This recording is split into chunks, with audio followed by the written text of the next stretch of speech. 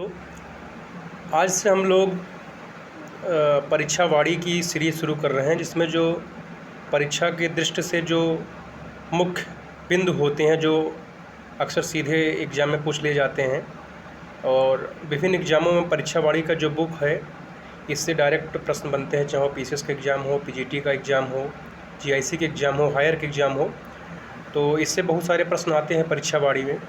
और परीक्षा वाड़ी का जो मुख्य बिंदु के तौर पे दिया होता है उनको हम लोग डिस्कस करेंगे। फिर आने वाले वीडियो में हम लोग अलग पार्ट के रूप में हम जो भी हर एक चैप्टर के लास्ट में प्रश्न होते हैं उनको भी हम लोग डिस्कस करते हुए चलेंगे। तो आज से हम लोग जो शुरुआत करने वाले हैं परीक्षा वाड़ी का सीरीज़ है, और इसमें जो मुख्य बिंदु होते हैं उनको हम लोग देखेंगे। तो आइए हम लोग देखते हैं जो पहला चैप्टर है। ठीक है, पहला जो चैप्टर है वह है भारत का भौगोलिक परिचय। तो भारत के भौगोलिक परिचय में जो परीक्षा की दृष्टि से महत्वपूर्ण होते हैं, जो हमें बार बार रिवीजन करने पड़ते होते हैं, भूल जाते हैं हम लोग, उन्हीं को हम लोग चर्चा करेंगे कि इनको जैसे कहीं पर आप यात्रा के दौरान हो या आपके पास बुक नहीं हो तो आप वीडियो के माध्यम से रिवीजन कई बार कर सकते हैं वीडियो को देखकर, क्योंकि ये चीज़ें हमको बार बार भूल जाती है तो इन्हें याद करना होता है। तो आज इन्हीं पे हम लोग बात करेंगे। ठीक है, तो आइए पहला चैप्टर जो है भारत का भौगोलिक परिचय, इसका हम लोग जो परीक्षा की दृष्टि से महत्वपूर्ण बिंदु उनको देखते हैं। जो पहला, अगरतला, जबलपुर, उज्जैन तथा गांधीनगर में से कौन सा नगर कर्क रेखा से निकटतम दूरी पर स्थित है। तो इसमें ये बताना है कि ये जो भी नगर दिए गए हैं इसमें से कर्क रेखा के निकटतम दूरी पर स्थित कौन सा है। तो यहाँ ये उज्जैन आपका जो है ये सबसे नज़दीक या निकटतम स्थित है कर्क रेखा से, तो इसका जो आंसर होगा उज्जैन होगा। दिल्ली, जोधपुर, कलकत्ता तथा नागपुर में से कौन सा कर्क रेखा का सर्वाधिक निकट है। तो आप लोग जानते ही हैं कि जो कलकत्ता है वह सर्वाधिक नज़दीक है, निकट है जो है कर्क रेखा के। ठीक है, और अगला प्रश्न जो पूछा गया है, झारखंड, मणिपुर, मिजोरम, त्रिपुरा में से कौन सा राज्य कर्क रेखा के उत्तर में अवस्थित है। तो देखिए, अब प्रश्न जो पूछे जा रहे हैं, जो इसमें परीक्षा की दृष्टि मुख्य बिंदु दिए गए हैं, इनको देखने के बाद हमें लग सकता है कि जो पढ़ने का हमारा तौर तरीका होना चाहिए। तो पहले हम लोग पढ़ते थे जो कर्क रेखा है किन किन राज्यों से होकर गुजर रही है। अब हमको ये भी देखना है कि कौन सा शहर उत्तर में है, कौन सा दक्षिण में है, कौन इससे नज़दीक है, या कौन कौन से शहर इसके उत्तर में है, कौन कौन से राज्य इसके उत्तर में, कौन कौन से नदियाँ इसको जो है काटती हैं। तो इस प्रकार हमारे पढ़ने का भी अप्रोच होना चाहिए कि हम कैसे जो है भारत का भूगोल पढ़ें और अधिकतम अंक जो है विभिन्न एग्जामों में हम प्राप्त कर सकें। ठीक है, तो अगला प्रश्न है, झारखंड, मणिपुर, मिजोरम, त्रिपुरा में से कौन सा राज्य कर्क रेखा के निकट के कर्क रेखा के उत्तर में अवस्थित है। तो हम सभी लोग जानते हैं जो मणिपुर है वो कर्क रेखा के उत्तर में अवस्थित है। ठीक है, तो आइए हम लोग अगला प्रश्न देखते हैं। अगला प्रश्न है कि बेंगलुरु, चेन्नई में से कौन सा शहर है जो अधिक दक्षिणवर्ती है। मतलब कि अगर हम जैसे लैटीट्यूड और लॉन्गिट्यूड की बात करते हैं तो ऐसा कौन सा है जो भूमध्य रेखा के अधिक नज़दीक है या अधिक दक्षिणवर्ती है। तो बेंगलुरु जो शहर है वह चेन्नई के दक्षिणवर्ती है। ठीक है, मेघालय, त्रिपुरा, मणिपुर, मिजोरम में से किस राज्य की सीमा बांग्लादेश से नहीं मिलती है। ठीक है, तो मेघालय की मिलती है, त्रिपुरा की मिलती है, मिजोरम की मिलती है, मणिपुर को नहीं मिलती है। ठीक है, क्योंकि मणिपुर जो है उत्तर में अवस्थित है कर्क रेखा के। ठीक है, और यह बांग्लादेश से इसकी सीमा नहीं लगती है, इसकी जो सीमा है वह म्यांमार से लगती है। ठीक है, तो जो मणिपुर है उसकी जो सीमा है बांग्लादेश से नहीं लगती है। अगला प्रश्न है, भारत किस प्रदेश की सीमा म्यांमार से सर्वाधिक स्पर्श करती है। तो अरुणाचल जो प्रदेश है इसकी जो सीमा है यह सर्वाधिक म्यांमार से लगती है। ठीक है, अगला प्रश्न है कि भारत के किस प्रदेश की सीमाएं 3 देशों क्रमशः नेपाल, भूटान और चीन से मिलती हैं। तो हमको पता है कि अगर हम भारत का मानचित्र देखें तो जो सिक्किम है हमारा, सिक्किम या एक तरफ भूटान से इधर लगता है, इधर नेपाल से लगता है, और साथ ही साथ यहाँ पर ये जो है ये चीन से लगता है। ठीक है, तो सिक्किम जो है यह सिक्किम जो है भारत का एक राज्य है जो चीन, नेपाल, भूटान से इसकी सीमाएं लगती हैं। ठीक है, अगला प्रश्न हम लोग देखते हैं। अगला प्रश्न है कि भारत के किस राज्य के 3 तरफ अंतर्राष्ट्रीय सीमाएं हैं। तो वह है राज्य त्रिपुरा। त्रिपुरा को अगर हम देखेंगे तो यह बांग्लादेश इसको 3 तरफ से अंतर्राष्ट्रीय सीमा बनाता है। ठीक है, तो जो त्रिपुरा है हमारा वह 3 तरफ से अंतर्राष्ट्रीय सीमाएं बनाता है। अगला प्रश्न है, भारत के कितने राज्य पड़ोसी देशों की स्थलीय सीमाएं से जुड़े हैं? तो भारत के कितने राज्य हैं जो अन्य देश, जो हमारे पड़ोसी देश हैं उनसे सीमाएं साझा करती हैं? तो 18 राज्य हैं जो अन्य देशों के साथ, या हमारे जो सीमावर्ती देश हैं, जो पड़ोसी देश हैं उनके साथ हमारी 18 राज्य हैं जो सीमाएं साझा करती हैं।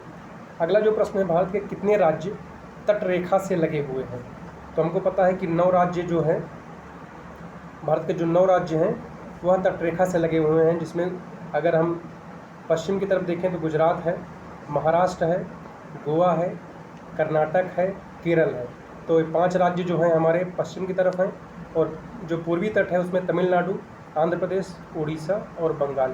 तो टोटल 9 राज्य हैं जो तट रेखा से सीमा बनाती हैं, या समुद्र से जिनकी सीमाएं लगती हैं, तो 9 राज्य हैं। तो तरह तरह के प्रश्न पूछे जा सकते हैं कि ऐसे कितने राज्य हैं जो समुद्र से जिनकी बाउंड्री टच होती है, या कितने तटवर्ती रेखा वाले राज्य हैं। ठीक है, तो अलग अलग प्रश्न पूछे जाते हैं, तो ये जानकारी हमको होनी चाहिए। अगला जो प्रश्न है हमारा कि 4 दक्षिणी राज्य जिसमें आंध्र प्रदेश, कर्नाटक, केरल, तमिलनाडु में से कौन सा राज्य सबसे अधिक भारतीय राज्यों के साथ सीमावर्ती साझा करता है? ठीक है, तो इसमें देखें तो आंध्र प्रदेश के साथ 5 सीमाएं साझा करती हैं, 5 राज्य, और कर्नाटक के साथ 6 राज्य सीमाएं साझा करती हैं। ठीक है, अब इसका होमवर्क आप लोग है कि आप लोग इसको देखेंगे कि कर्नाटक से कौन कौन 6 राज्य हैं और आंध्र प्रदेश से कौन कौन 5 राज्य हैं जो सीमाएं साझा करती हैं।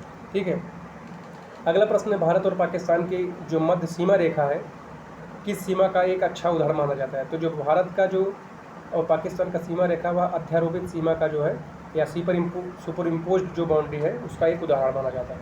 ठीक है, और अगला जो प्रश्न है हमारा कि भारत का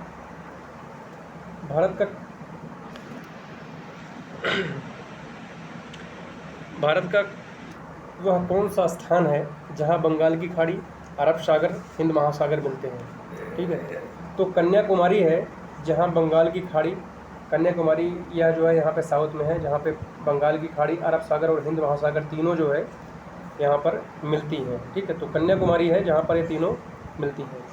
ठीक है, तो इससे देखिए जो मुख्य बिंदु था पहला हम लोगों ने देख लिया।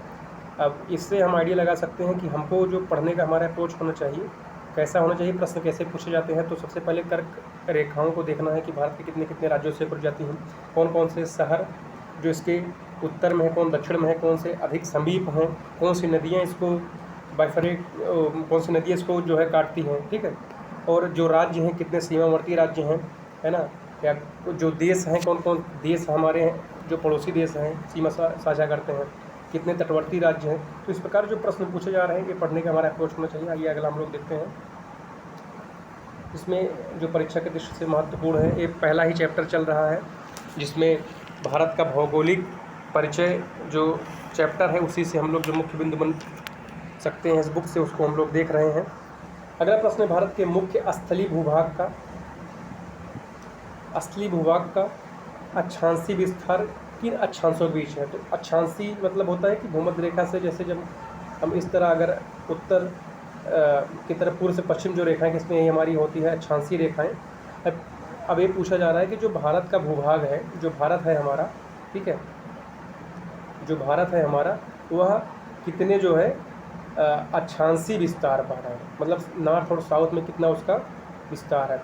8 डिग्री 4 उत्तरी अक्षांश से 37 डिग्री उत्तरी अक्षांशों के मध्य जो है भारत हमारा, जो भारत का पूरा भूभाग है वह विस्तारित है। ठीक है, अगला प्रश्न है, भारतीय मानक समय रेखा किन राज्यों से होकर गुजरती है? जो भारत का मानक समय रेखा जिससे हम ये इंडियन स्टैंडर्ड टाइम से लाइन कहते हैं, वह कितने राज्यों से होकर गुजरती है? जिसमें हम देखेंगे उत्तर प्रदेश है, मध्य प्रदेश, छत्तीसगढ़, उड़ीसा, आंध्र प्रदेश। तो कभी कभी ये प्रश्न पूछ लिया जाता है कि संख्या बताइए कितने राज्यों से होकर गुजरती है। तो हमारे कितने 5 राज्य हैं जिनसे होकर हमारी भारत जो मानक समय रेखा गुजरती है, जिसमें उत्तर प्रदेश है, मध्य प्रदेश है, छत्तीसगढ़ है, उड़ीसा है, आंध्र प्रदेश है। तो ये बात हमें ध्यान रखनी चाहिए कि जो कर्क रेखा है वह 8 राज्यों से होकर गुजरती है, जो भारत मानक समय रेखा है वह 5 राज्यों से होकर गुजरती है। कौन कौन से राज्यों से होकर गुजरती है इसको भी हमें ध्यान रखना है। कभी कभी संख्या पूछ लेता है, कभी कभी राज्यों के नाम पूछ लिया जाता है, कभी शहरों के नाम पूछ लिया जाता है, तो इन बातों का हमें ध्यान रखना चाहिए। अगला प्रश्न हम लोग देखते हैं कि भारत में शीर्ष 5 तटरेखा वाले राज्य क्रमशः कौन से हैं, मतलब ऐसे कौन से राज्य हैं जिनका जो तटरेखा से लगे हुए राज्य हैं वो उनका क्षेत्र जो है उनका विस्तार अधिक है। तो सबसे अधिक जो जिसकी सीमा लगती है गुजरात है, फिर आंध्र प्रदेश, फिर तमिलनाडु, फिर महाराष्ट्र, फिर केरल। तो सबसे अधिक किसका है? गुजरात का है। ठीक है, तो ये बात हमें ध्यान रखनी चाहिए। ठीक है, तो गुजरात का सबसे ज़्यादा है, फिर आंध्र प्रदेश है, फिर तमिलनाडु है, फिर महाराष्ट्र, फिर केरल है। ठीक है, तो देखिए ये सब देखिए कुछ समझने का है, मैपिंग के द्वारा कुछ रटने का है। तो इसको आप लोग अगर कई बार वीडियो देखते हैं तो इससे रिवीजन आपका हो जाता है, और एग्ज़ाम में जो भी हम डाउट वहाँ पर होता है कि कौन सा राज्य कौन, तो उसमें बहुत सारे हम उसमें गलत करके चले आते हैं एग्ज़ाम में। तो अगर हम कई बार रिवीजन कर लेते हैं तो हमारा जो है क्लियर हो जाता है। तो आइए अगला जो प्रश्न है उसको हम लोग देखते हैं। अगला प्रश्न है कि भारत में कर्क रेखा कितने या किन राज्यों से होकर गुजरती है? अभी हम लोगों ने बात किया कि 8 राज्यों से होकर, तो 5 राज्यों से होकर कौन सा गुजरती है? इंडियन स्टैंडर्ड टाइम जो है, और 8 राज्यों से हमारा कर्क रेखा गुजरती है, जिसमें गुजरात है, फिर राजस्थान, फिर मध्य प्रदेश, फिर छत्तीसगढ़, फिर झारखंड, फिर पश्चिम बंगाल, फिर त्रिपुरा, फिर मिजोरम। ठीक है, तो 8 राज्यों से। ये देखिए जब आप वीडियो देख रहे हो तो आपके हाथों में मैपिंग भी होनी चाहिए। तो जो भी हम नाम ले रहे हैं, जो भी राज्यों का या जो कर्क रेखा किन किन राज्यों से, ये आपको दिखना चाहिए, ये आपको मैपिंग, ये माइंड मैप आपका क्लियर होना चाहिए। ठीक है, तो आप इस एटलस खोल कर जो है इन वीडियो को देखें, क्योंकि ज्योग्राफी एक मैपिंग का सब्जेक्ट है। अगर आपको भूगोल का जो है मानचित्र या तो भारत का मानचित्र, विश्व का मानचित्र नहीं पता है, राज्यों का, देशों का नहीं पता, तो आप अच्छे भूगोलवेत्ता नहीं बन पाते हैं। ठीक है, तो इसके लिए आपके हाथों में मैपिंग होना चाहिए। तो अगला प्रश्न हम लोग देखते हैं। अगला प्रश्न है भारत में कर्क रेखा पर स्थित जो शहर है, देखिए हम वही कह रहे थे, तो कर्क रेखा पर स्थित जो शहर है कौन सा है? रांची है। पूछ लिया जाता है रांची, विभिन्न शहरों के नाम दे दिया जाता है, पूछ लेते हैं कौन सा शहर जो है कर्क रेखा पर स्थित है, तो रांची जो शहर है वो हमारा कर्क रेखा पर स्थित है। तो हम लोगों ने देख लिया 8 राज्य कर्क रेखा से होकर गुजरती हैं, हम राज्यों के नाम देख लिए। ठीक है, गुजरात, राजस्थान, मध्य प्रदेश, छत्तीसगढ़, झारखंड, पश्चिम बंगाल, त्रिपुरा और मिजोरम। कर्क रेखा पर जो शहर स्थित है रांची है। ठीक है, आइए अगला प्रश्न हम लोग देखते हैं। त्रिपुरा और बांग्लादेश की जो सीमा है उसको हम कौन सी उपमा प्रदान करते हैं? तो वह कौन सा है? जीरो लाइन हम कहते हैं, शून्य रेखा। तो त्रिपुरा और बांग्लादेशों की जो सीमा है वह शून्य रेखा के नाम से जानी जाती है। ठीक है, अगला प्रश्न है भारत का कौन सा राज्य जो बांग्लादेश से तीनों तरफ से घिरा हुआ है? तो त्रिपुरा ही है जो बांग्लादेश से तीनों तरफ से घिरा हुआ है, और बांग्लादेश और त्रिपुरा के बीच जो सीमा रेखा है उसे हम शून्य रेखा के उपमा देते हैं। ठीक है, आइए अगला प्रश्न हम लोग देखते हैं। अगला प्रश्न है भारत का, देखिए इसको हम लोगों ने देख लिया, त्रिपुरा जो है 3 तरफ से घिरा हुआ है। पाकिस्तान की सीमा से लगे भारत के राज्यों में किसकी लंबाई सर्वाधिक है? तो जो पाकिस्तान की सीमा से लगे जो भारत के राज्य उसमें सबसे अधिक जिसकी लंबाई होती है वह सर्वाधिक जम्मू कश्मीर है, 1225 किलोमीटर है ना। हम जानते हैं कि जो पाकिस्तान से हमारा गुजरात है, फिर राजस्थान है ना, जम्मू, ये सब जो भी हैं हमारे, इसको देखते हुए, और इसको देखना है कितने राज्य हैं। पंजाब, कभी पूछ रहे थे पंजाब लगे हैं कि हरियाणा लगे हैं, है ना, हिमाचल लगा है कि उत्तराखंड लगा है, तो ये हमको क्लियर होना चाहिए जो पाकिस्तान की जो सीमा रेखा है भारत की, उसे कौन कौन से राज्य लगे हुए हैं। ठीक है, और उनकी ये भी देखना है कि लंबाई किसकी ज़्यादा है किसकी कम है, कभी इनका पूछ लेता है, असेंडिंग डिसेंडिंग ऑर्डर भी देख लिया जाता है, तो इसको भी हमें ध्यान रखना चाहिए। कभी राज्यों के नाम पूछ लिया जाता है कि उत्तराखंड है, हिमाचल प्रदेश है, पंजाब है, हरियाणा है, तो इस सब में ज़्यादा डाउट होता है, इसको आप लोग मैपिंग के थ्रू देख लीजिएगा। अगला जो प्रश्न है, पाकिस्तान किस रेखा के सहारे कच्छ के रण का बंटवारा चाहता है? पाकिस्तान जो है 24 अक्षांश रेखा है, इसके सहारे वह कच्छ के रण का बंटवारा चाहता है। तो पूछ लिया जाता है जो कच्छ का रण का बंटवारा पाकिस्तान चाहता है वह किन अक्षांश रेखा के सहारे? तो 24 डिग्री अक्षांश रेखा के सहारे वह चाहता है। ठीक है, तो भारत और पाक की जो मध्य अंतर्राष्ट्रीय सीमा है उसको सर रेडक्लिफ के द्वारा जो है निर्धारण किया गया था। कब किया गया? 17 अगस्त 1947 को, 17 अगस्त 1947 को किया गया था, इसलिए इसको कभी कभी रेडक्लिफ लाइन भी हम लोग नाम देते हैं। इसको भारत पाकिस्तान का जो मध्य अंतर्राष्ट्रीय सीमा रेखा है इसको हम रेडक्लिफ लाइन भी कहते हैं, और इसका जो निर्धारण किया गया था सर रेडक्लिफ के द्वारा किया गया था, इसलिए इनके नाम पर ही हम लोग से इसका अंतर्राष्ट्रीय सीमा का नाम दे दिया गया है, और यह निर्धारण हुआ था 17 अगस्त 1947 को। ठीक है, तो देखिए जो प्रश्न है इनके आधार पर हम लगा सकते हैं कि हमको पढ़ने का कैसे अप्रोच होना चाहिए, कि एग्ज़ाम में कैसे प्रश्न बनते हैं।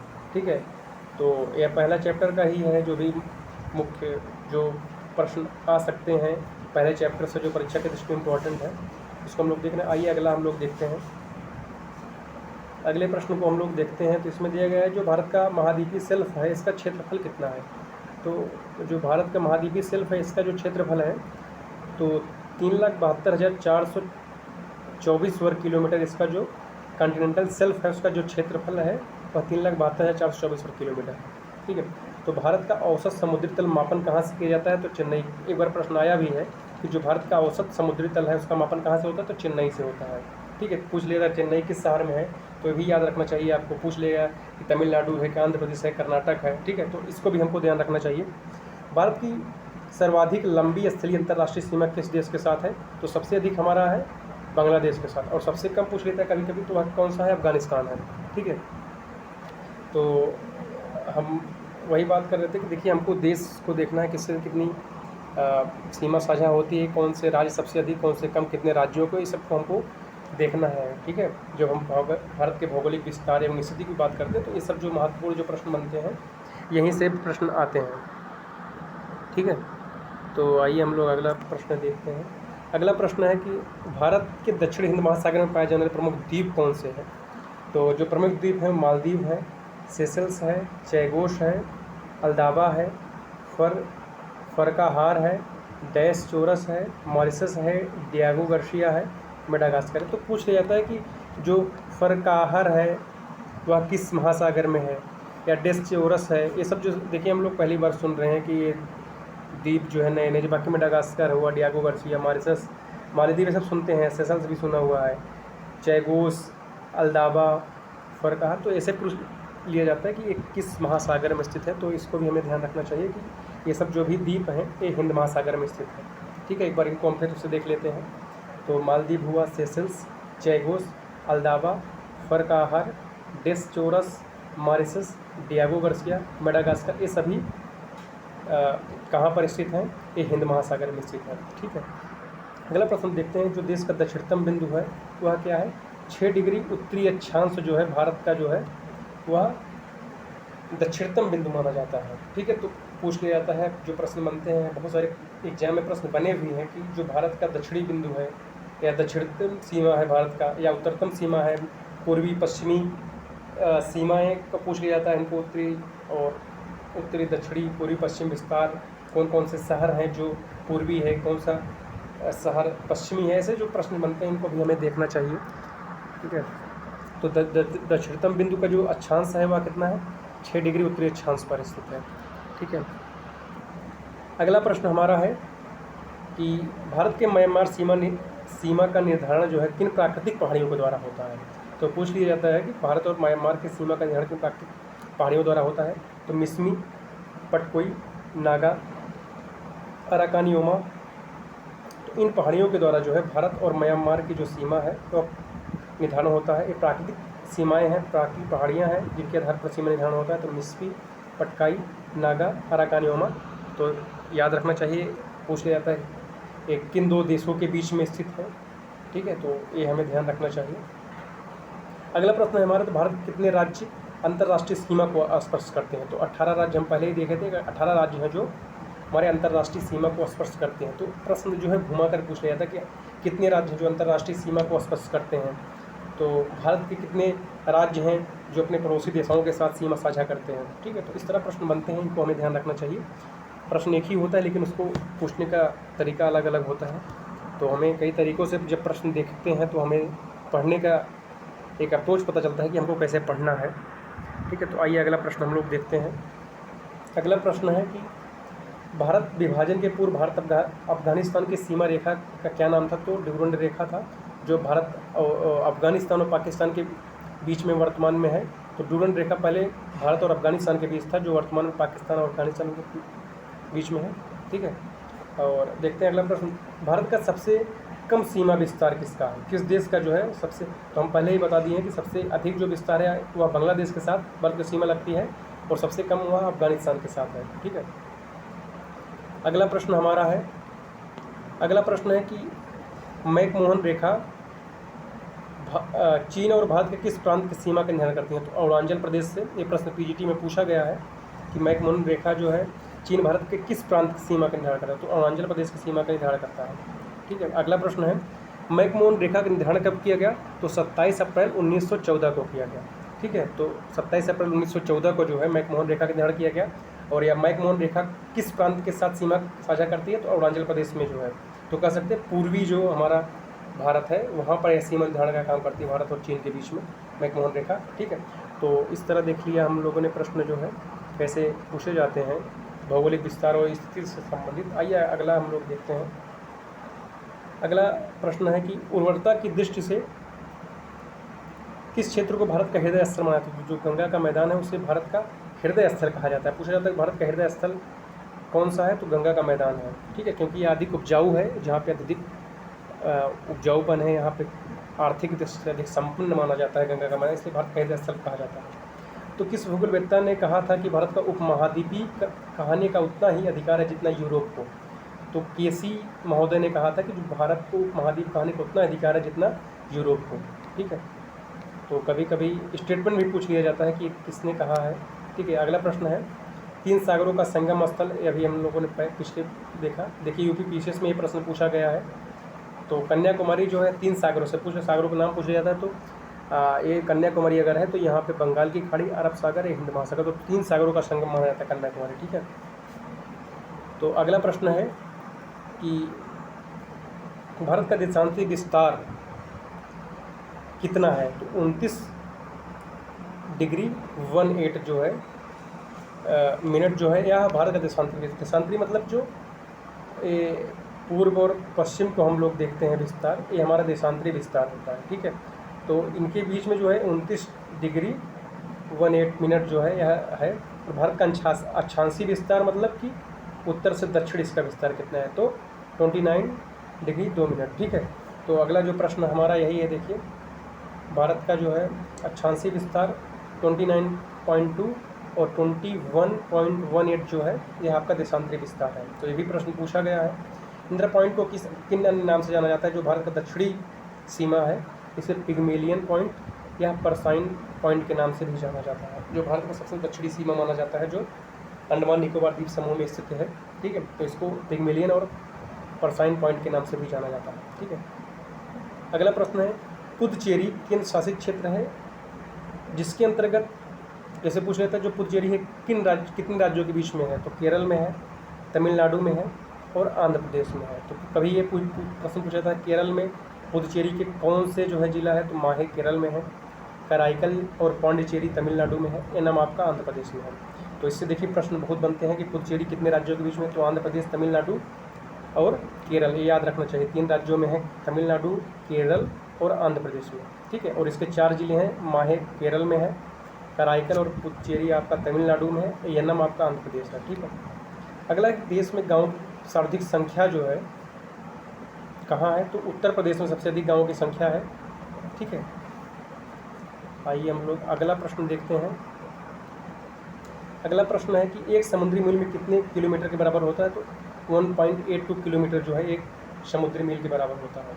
हमारे देश की सीमा बंगाल की खाड़ी में किस अक्षांश के साथ निर्धारित होती है? तो हमारे देश की सीमा बंगाल की खाड़ी में किस अक्षांश के साथ निर्धारित होती है? तो 6°45 उत्तरी अक्षांश के साथ जो है हमारे देश की सीमा जो है बंगाल की खाड़ी में।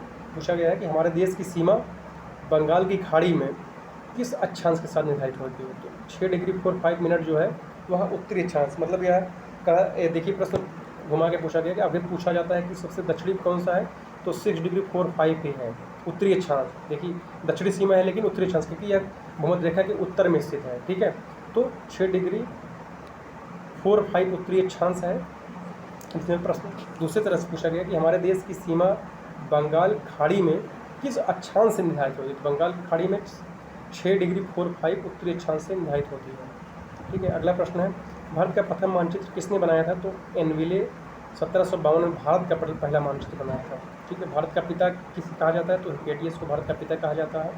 ठीक है, तो ये देखिए पहला जो चैप्टर था भारत का भौगोलिक परिचय, जिसे जियोग्राफिकल इंट्रोडक्शन टू इंडिया कहते हैं, ऑफ इंडिया, तो इससे जो प्रश्न बनते उसको हम लोग देखा। आइए हम लोग कुछ चैनल और जो जल डमरू मध्य होते हैं उनको हम लोग देख लेते हैं।